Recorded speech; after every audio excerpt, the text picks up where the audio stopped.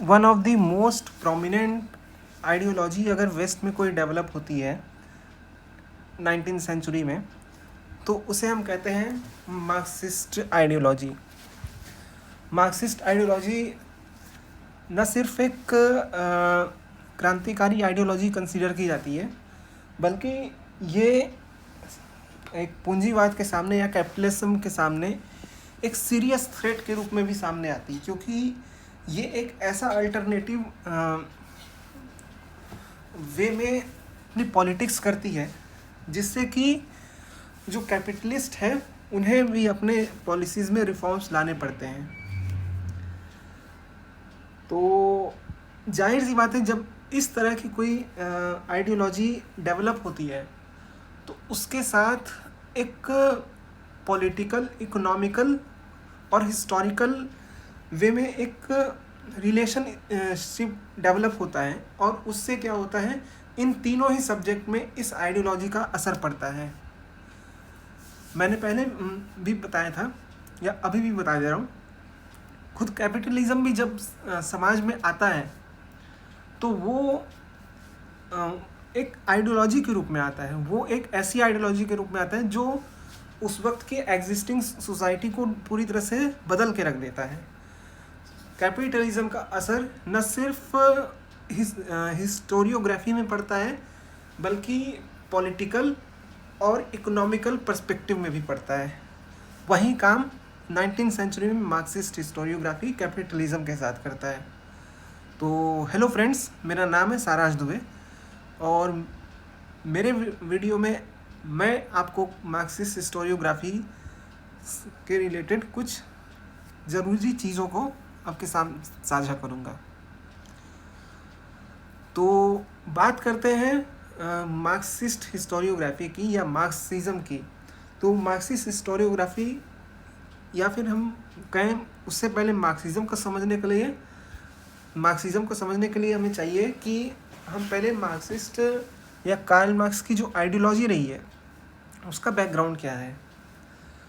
तो बैकग्राउंड है, Frederick Hegel नाम के एक फिलोसफर थे, ये जर्मनी के थे, और ये अपने जो आइडियोलॉजी थे, अपनी आइडियोलॉजी में ये बात करते हैं एक स्टेट की, एक ग्लोरियस स्टेट की।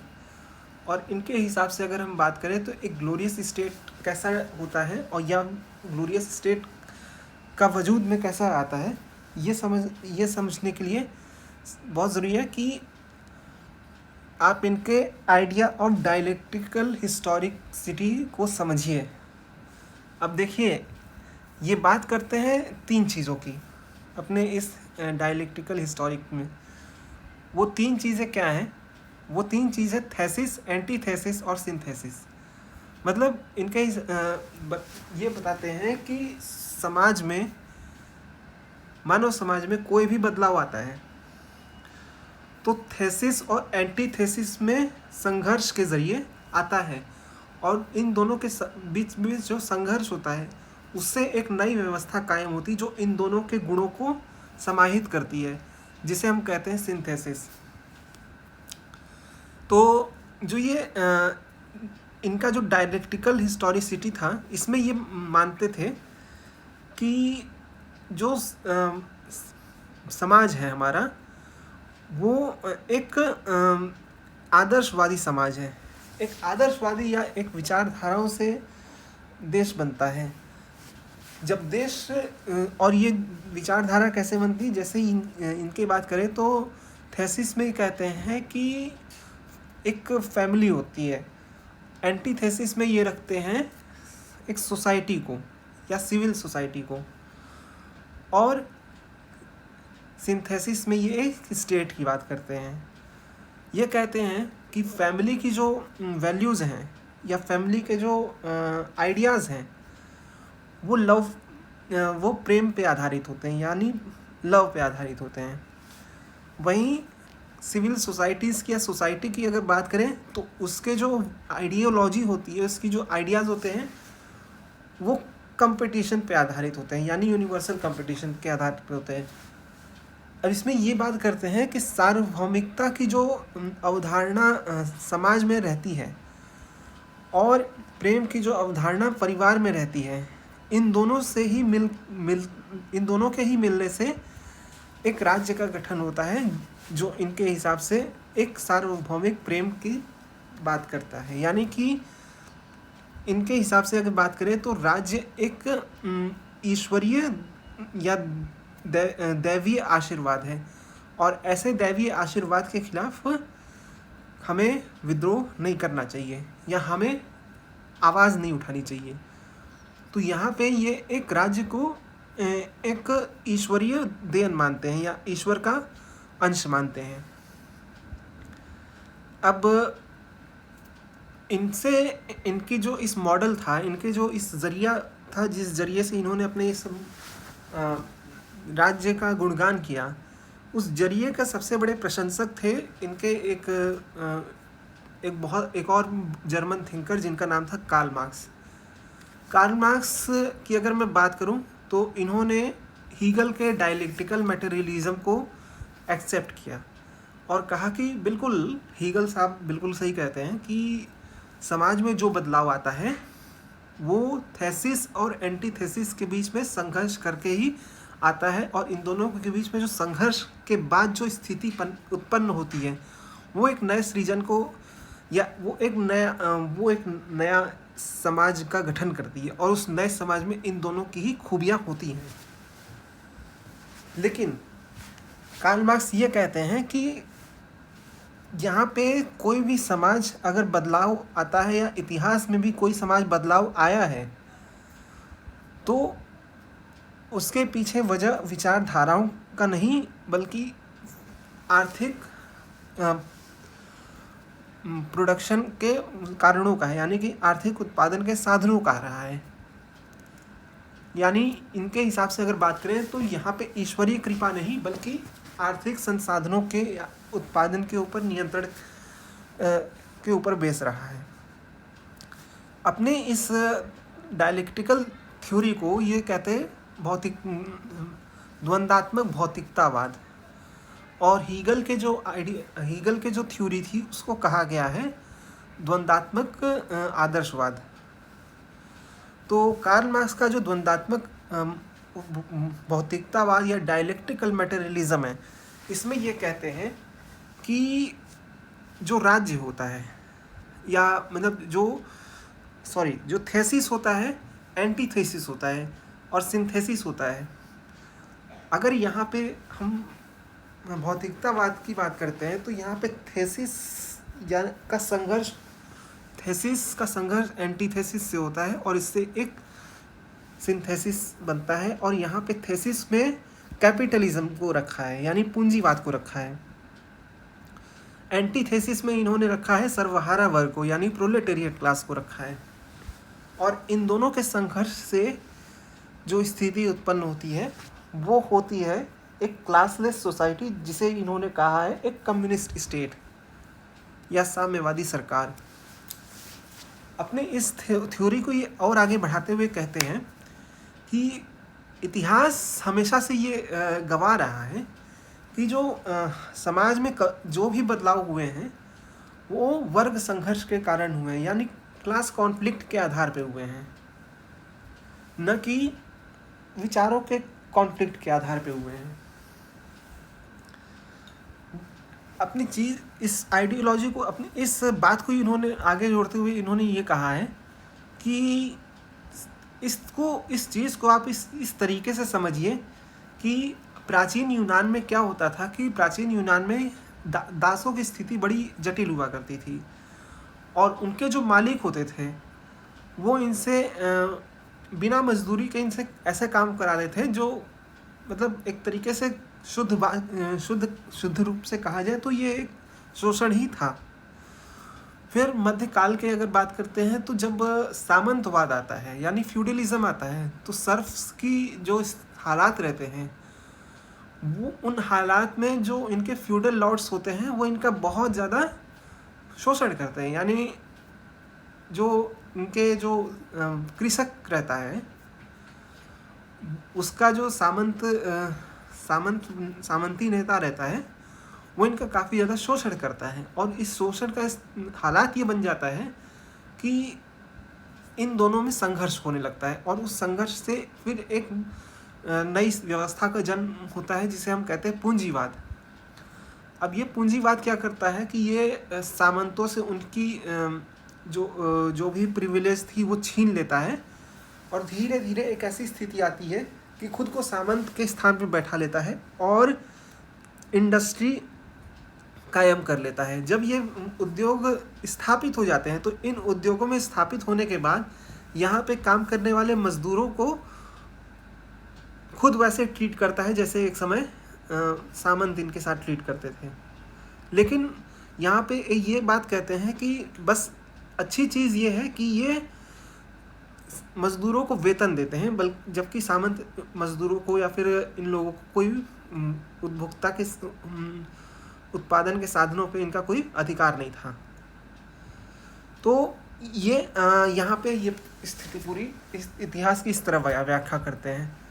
तो इसमें ये कहते हैं कि जो ये क्लैश होती है, वर्ग संघर्ष होता है, इसमें ये जो संघर्ष के बाद जो साम्यवादी सरकार का गठन होता है, अपने कम्युनिस्ट मैनिफेस्टो में ये कहते हैं कि ये जब ये सरकार का गठन क्रांति के जरिए ही होगा और इस क्रांति के जरिए सर्वहारा वर्ग की तानाशाही यानी डिक्टेटरशिप ऑफ प्रोलेटेरिएट की स्थापना की जाएगी। अब अगर हम Marxist understanding of history and historiography के बारे में बात करें तो जैसा कि मैंने अभी थोड़ी देर पहले बताया था कि कार्ल मार्क्स जो है हिस्ट्री को ऐसे देखते थे कि हिस्ट्री में जितने भी इवेंट्स हुए हैं वो they are connected to the class conflict. Rather we can say that most of the historical event are on the class conflict, and from the time of ancient times there existed only two classes, that is the rich class and a poor class। यानी कि प्राचीन काल से इनका मानना ये था कि इतिहास में जो भी संघर्ष हुए हैं वो वर्ग संघर्ष के आधार पर रहते हैं और ये जो वर्ग संघर्ष हुआ है वो हमेशा से इतिहास गवा रहा है कि उसमें सिर्फ दो प्रमुख वर्ग रहे हैं, एक है अमीर वर्ग और दूसरा है गरीब वर्ग।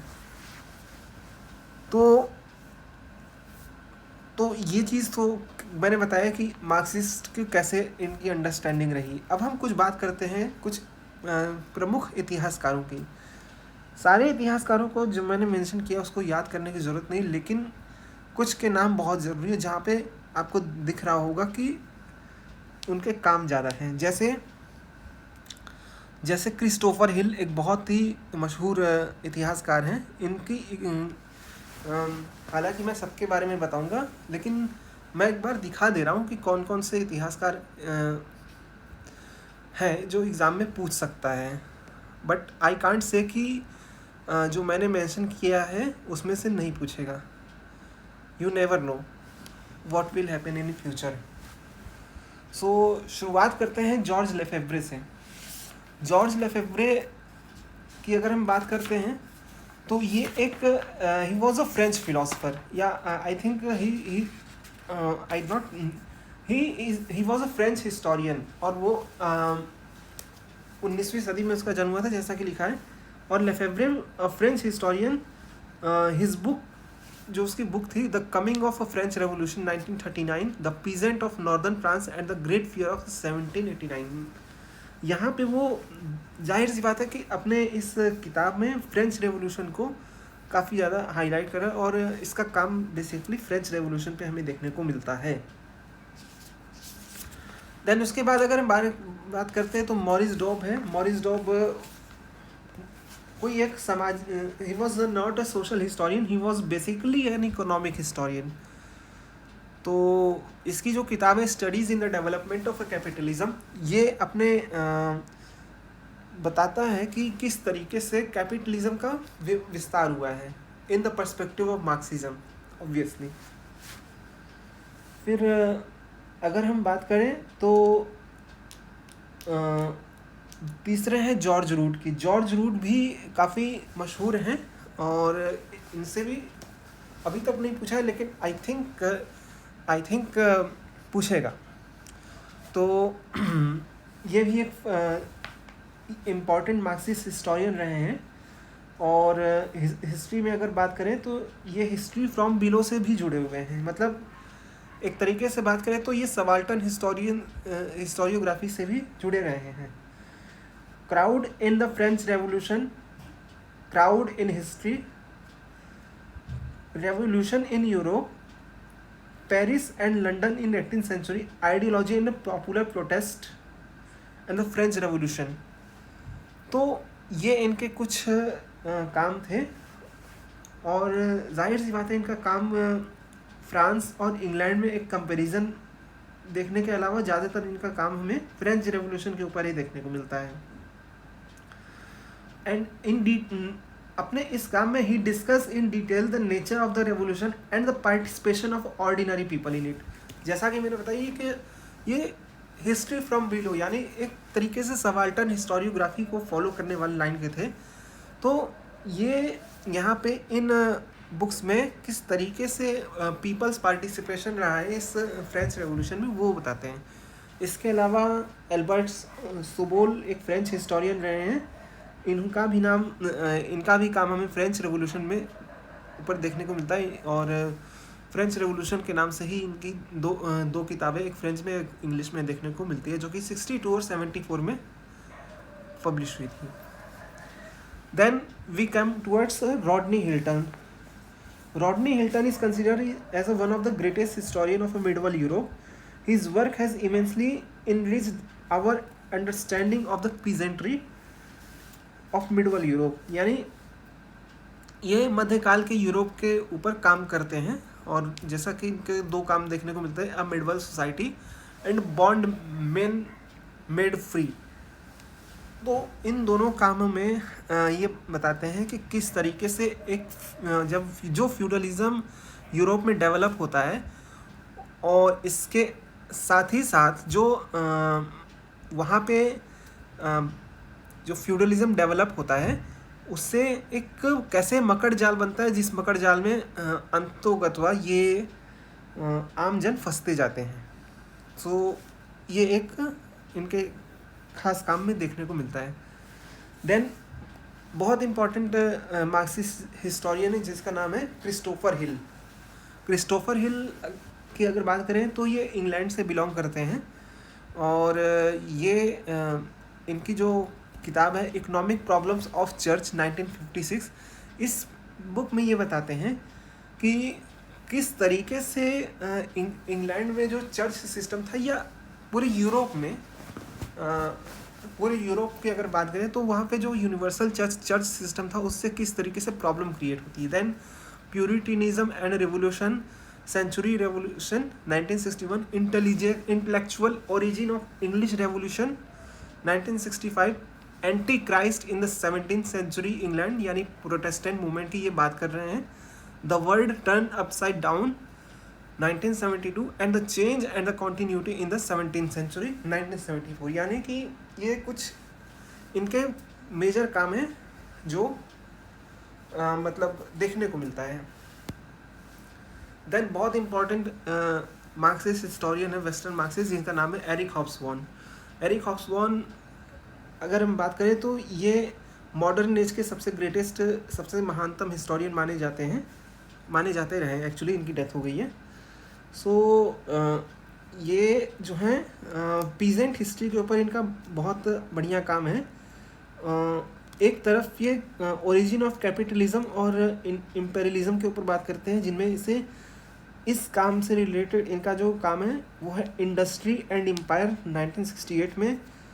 एंड ऑन नेशनलिज्म, राष्ट्रवाद पे भी इनका काम है, Nations and nationalism since 1780 and invention of a tradition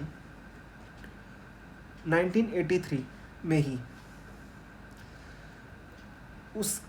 On the other hand, he has extensively covered the history of ordinary people in such work जैसे primitive rebels हो गया 1959 में, फिर laboring man हो गया 1964 में, फिर captain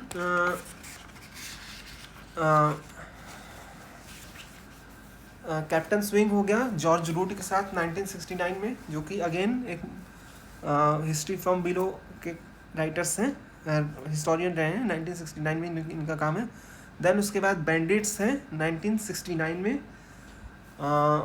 world labour 1984, total history और इसके 4 वॉल्यूम्स हमें देखने को मिलते हैं। 62 में age of revolutions, then age of capital 675, then age of empire 87 and the age of extremes 94। तो ये हमें इनके 4 वॉल्यूम देखने को मिलते हैं। इसके अलावा यूगेन जेनोवीज नाम के एक मॉडर्न हिस्टोरियन रहे हैं, ये अमेरिकन लेफ्टिस्ट हिस्टोरियन है और ये इनकी भी एक्चुअली में डेथ हो गई है। मैंने यहाँ पे मेंशन नहीं किया बट इनकी डेथ हो गई 2012 में। ये बेसिकली इनका जो काम है, ये स्लेव इकोनॉमी, अमेरिका में जो स्लेव इकोनॉमी चल रही थी उसके ऊपर इनका काम देखने को मिलता है। जैसे इनका काम है the political economy of slavery, फिर 1965। देन उसके बाद इनका दूसरा काम है in a red and a black 1968। Then the word the slave holder made 1974 and the from the rebellion to revolution 1979। तो कुल मिला के हमें ये इनके काम देखने को मिलते हैं। मुझे उम्मीद है कि आपको मार्क्सिज्म और मार्क्सिस्ट हिस्टोरियोग्राफी का ट्रेंड समझ में आया होगा, और अगर समझ में आया है तो बस आपको कुछ नहीं करना है, आपको मेरे वीडियो को लाइक करना है, सब्सक्राइब करना है और शेयर करना है। तब तक मिलते हैं आपसे नेक्स्ट वीडियो में। अपना ध्यान रखिए। Good bye.